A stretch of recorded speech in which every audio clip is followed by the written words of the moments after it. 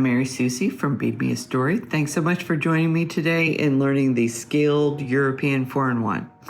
This is a weave that I came up with way back in 2014, and it was also the very first project that I ever had published in a magazine. And the magazine renamed it Slinky Chain, so you can call it whichever you'd like. That's perfectly fine. But it is just a variation of European 4-in-1 with some O-rings in between to add extra color and texture. And also there is no metal that's going to touch your skin with this. So if you have clients or family members who you make jewelry for that cannot have any kind of metal against their skin, this is a great project for them to try. This measures about 1 inch wide, and I am using our larger rings. This can be done in some smaller sizes as well, so keep that in mind if you don't prefer to work in large, but this is a great size to try this in because it's very easy. And I will go through the materials first. We'll also have it in the description as well for you to try making this yourself. I have this available in a kit with the rainbow colors, but you can of course purchase your own materials and do less colors or do whatever colors you would like to do. I will just mention that whenever you work with a rainbow, because it's 6 rows of colors long, then you need to really know how many rows you're going to need to make a particular size. Otherwise, you might end up where the size you need is in the middle of a rainbow, and that's not going to work design-wise. So just keep in mind when you work with a lot of colors in your rows that you need to really kind of understand how long something's going to be before you start. Whereas when you use only just a couple colors like I did here, I could have started or stopped this at any point because it just has one color in the smaller rings and one color in the larger rings. So just something to be aware of when you're making rainbows. So without further ado, let's go ahead and get started. I will just mention, I'm going to go through the sizes and I'm going to talk a lot about the tools that I'm using today. So feel free to skip over that part if you don't need to or want to hear that. Okay, so in order to start this weave, you can see I've gone ahead and pulled out some of my supplies. So I'll be using 16 gauge 1/4 inch jump rings. And I will just mention to you that I also carry square 18 gauge 1/4 inch jump rings. And they're gonna work out the exact same way. So if you prefer to use a square because you want a little bit more shiny in the center, showing to the outside, you can certainly use the square wire rings as well as the round rings. So if you're using the round, it's 16 gauge and 1/4 inch. If you're using the square, it'll be 18 gauge 1/4 inch, okay? And they actually work the same way because the shape's different. I can usually alternate between those two things. Now, I want to show you some different pliers this week. I don't work a lot in larger sizes, but when I do, I think this is probably my favorite one. These are the 483 flat nose pliers from Xuron, and these are great because if you can see here, they're just a little bit wider than normal. The other ones that you could also choose to use is I think this is 485 FN. So FN means flat nose. Now these are longer, which means they're gonna work great for larger rings. So, you wanna use these more for like 1/4 inch or higher, I would say. So if you're doing like 1/2 inch jump rings, or you're doing 3/8 inch or 5/16, you may prefer to have a longer plier that's actually wide as well, okay? So these will work, and these will work in my dominant hand. And the reason I want a little bit wider pair of pliers, now you don't have to have these. I'm just, if you have chisel nose or the 475s, which are a little bit smaller tip, you'll be able to do this just fine. I just wanted to illustrate why you would want to change the widths of your pliers and things like that. So what you always want to be doing is grabbing as much of the jump ring as possible. And to open, you know, I'm going to go ahead and use my regular 90-degree bent nose pliers. And it's nice to use the largest possible because you're grabbing more surface area, which means you're not putting sharp tension on any point. So you really want your rings to end up smooth and without marring. And that's part of the way that you do that is by changing your pliers for the project. So when you're doing larger rings, you probably want a larger surface area on your pliers, and you know, you want to use kind of as large as possible so that because you have to use more strength when you open these, you're covering more territory. Okay, so that's just an explanation of why I'm using different pliers in this. And I'm real happy with these 483s. I really think these are great for the 1/4 inch. Makes them very easy to open. And so that is that. I just wanted to cover that. Okay, now this particular project, I'm going to show you how to do it 2 different ways once I get going. The first way I'm going to show you is how I did it in the tutorial. So you should already know how to do a European 4-in-1. If you don't, I have a free video on that. And I also have a video that shows you a comparison between the European 4-in-1 and a European 3-in-1, which would be an unbalanced weave, and it would wave back and forth, okay? So you see I have 1 jump ring here. I picked up 4 O-rings onto that jump ring, okay? And I'm gonna go ahead and come in and close this jump ring. Now when we close, okay, so when we open, we're pulling back with our right, forward with our left, opposite if you're left-handed. And I just want to point out here that as you close rings, you're not just coming straight back. You want to kind of move to the left with your right hand and move to the right with your left hand so that these kind of intersect and you're pushing them actually towards each other. When you hear that click, that's usually a good indication that they met up just right as I was pushing them in towards each other. And then you can just kind of fiddle with them until you get a nice smooth closure here, okay? So just to point that out, I know everybody's like, you know, you just open by pushing and pulling and then you pull back, but there's also a motion where you're kind of moving your hands across to get these to meet up with each other. So I will just mention that in this. Okay, so this is my first row. I'm going to turn this sideways, and I always say this is kind of like the jump ring looks like it's a backwards C. This is, of course, a right-handed European 4-in-1. So you notice that the top of the jump ring is sitting on top here, and it's down below in the back, okay? On the left-hand side, it's down below. On the right, it's sitting up. And up here, it looks like a backwards letter C, okay? So now what we want to do is I have a rainbow here to use. So this will be nice because we can see all the different colors as we go along. I'll just set out my red, orange, and yellow first. So what we want to do for this, what makes it scaled, is that I'm going to take this and I'm going to pull these rings that were on the right towards my right and the rings that were on the left towards the left. And then I'm just going to kind of squeeze these right ones together and pull this ring over top. Okay, and then I'm going to fold this back into the European 4-in-1 shape. Okay, so you can see that that is just orbiting. It's just an orbital ring sitting in there. And that is just going to stay in place as we work along. Okay, so now to start the next row, again, you want to know your European 4-in-1 to do this. So I like to pick up, I put down my thumb and I use my other fingers to support underneath this. And I'm going to go down through the O-ring that's closer to me and come back up through this O-ring that's farther away from me.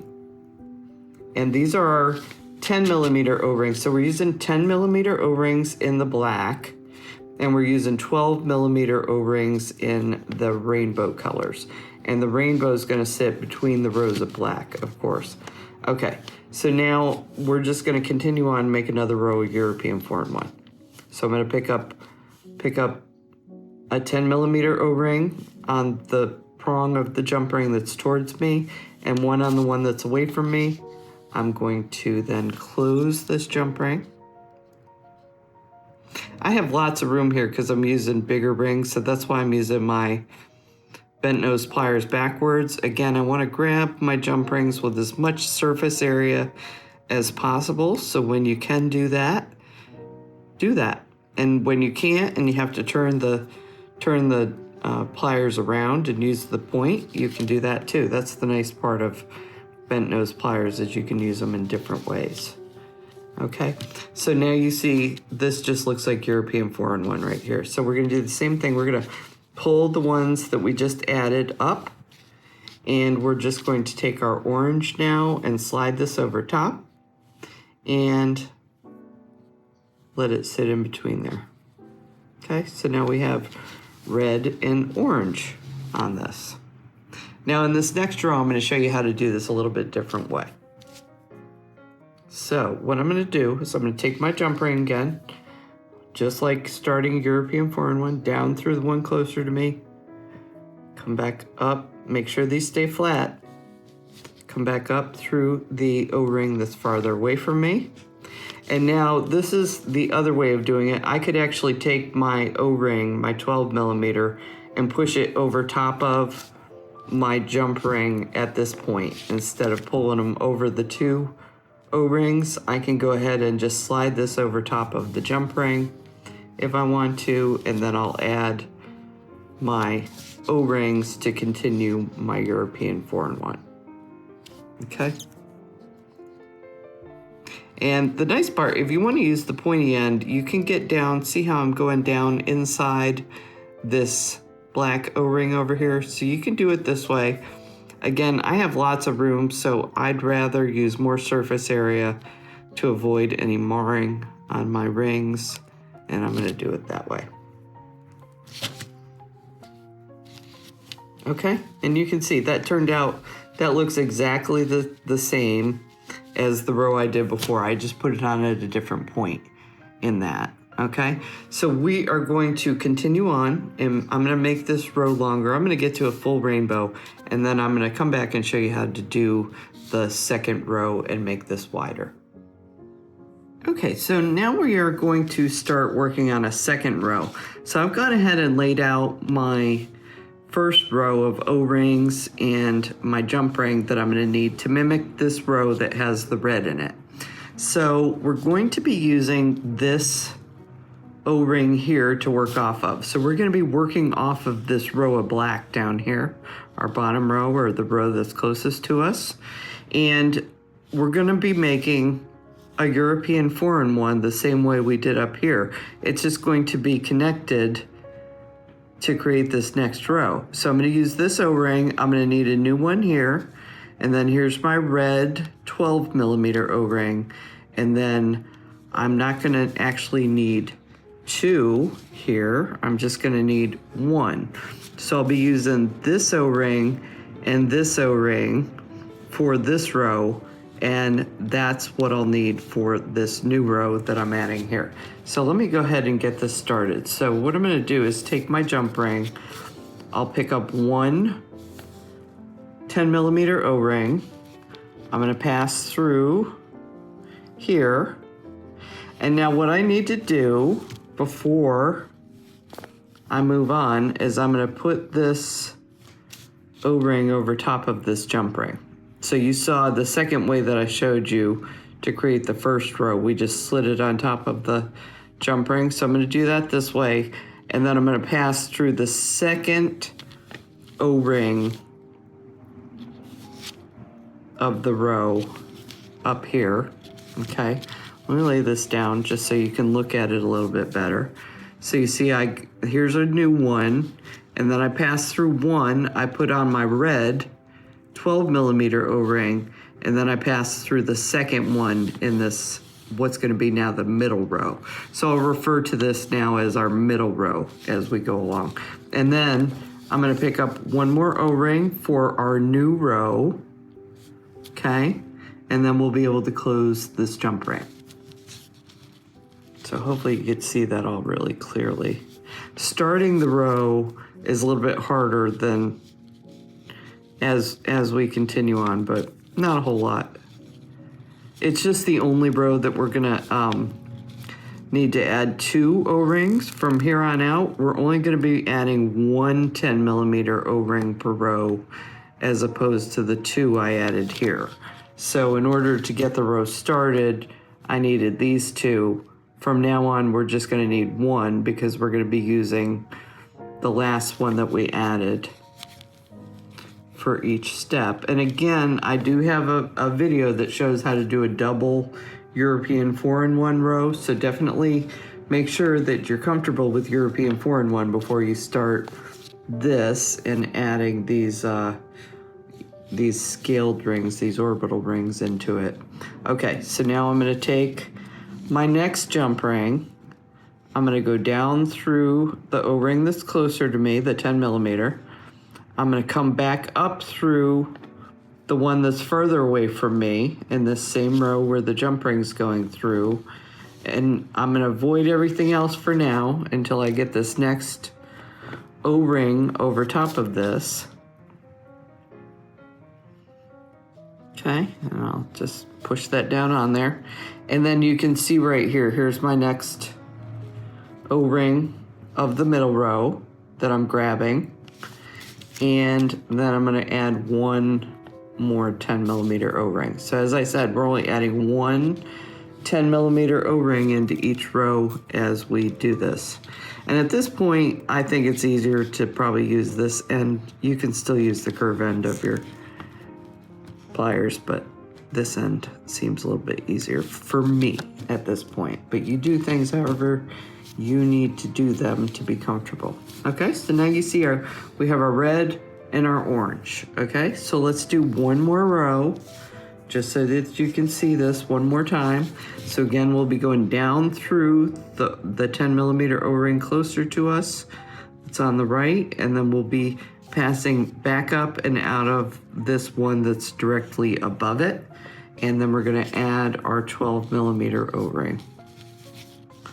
Okay, so down through this one closer to me, come up out of the one that's further from me. You can see these belong to the same row. And then I'm going to pick up my yellow, push that down, and then I'll go through the next O-ring. You can see the prong of my jump ring is right here next to it, so it's not hard to find where you're gonna pass through, and I pass through that. And then I'm just going to pick up one more 10mm O-ring for this new row that's being added, okay? And I'm sorry, the light just changed. That's just using natural sunlight. It's a cloudy day here, so we're getting lots of, we have good light, but then the sun just came in real hard, so I'm sure that shifted what you're seeing in the video. Maybe you can see it better now, okay? So you see how these rows just look like they're kind of stripes at this point. All right, and then we're gonna just continue on, okay? So hopefully, you know, we've made this to the whole length that we want it to be, and then we're gonna make this to the full length that we want it to be. In my kit, I have size charts to tell you exactly how long that is. And then you're going to go ahead and close it. So I will be back to show you how to finish this when you get to the very end and you have everything to the length you want it to be. Okay, so now you can see we have this at the full length we want it to be. Kind of cool looking, isn't it? This too really stretches out, or you can kind of squeeze it in on your wrist. So very nice, and obviously no metal will be touching the skin. So people who are allergic to metal, not a problem. You can see at this point that all of the metal is on the inside. Okay, so this is our final row, and you can see I went red, orange, yellow, green, blue, and I'm gonna end on purple. Okay, so I am going to take another jump ring, and this is just like we've been doing. So I'm going to go down through the ring that's closer to me and up through the ring that's further away from me. And this jump ring belongs to our first row, our top row that we did. Okay, and then I'm going to slide this O-ring over top of here. And then I'm just going to leave it for a minute because we're going to do both of the rows at the same time in order to finish this. So here's my second jump ring that I need. I'm going to go down through the O-ring that's closer to me, come back up out of the O-ring in the middle, or yeah, the 10 millimeter O-ring in the middle that's on the end, the black. And that kind of popped off as I was working, but that's okay. And then we're going to slide this over top. Now, if one of these moves around or drops off as I'm doing this step, it doesn't matter. It's fine, okay?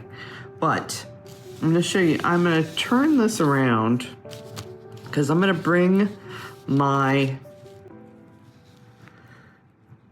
other end up to meet up. But what I like to do is, you see how this prong, this is the prong that would have been closer to my body. And I like to do that one first because it's harder to reach. It's in the middle, plus the prong is going in the wrong way to easily latch onto something. So I like to do the center ring first. And you can see these want to drop, just like any European 4-in-1. When you get to the end, all the rings want to flop. You just need to kind of flatten them out, make sure everything's in the correct position. Just using my hand to support it. And so I'm going to take the prong that is back and away from me and get that through first. Okay? And then I'm going to turn the work back around, grab that prong that just passed through where I needed it to be, and then you can see the other one almost wants to go in automatically. So that one's easy, very easy to do.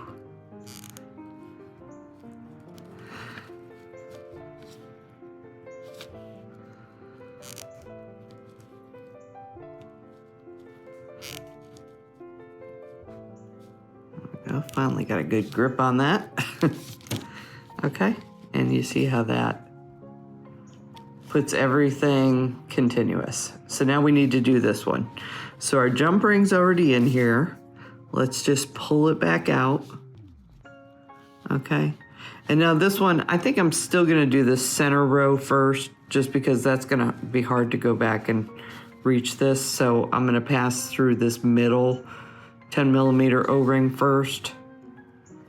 And then, because we're using O-rings, you know, these are stretchy. So because this other one's on the outside, I will be able to just grab this and pull it around here. Okay, so that it latches on to the prong that was further away from me.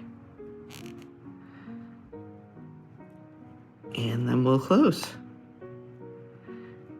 And there you have it. So that is our scaled European 4-in-1.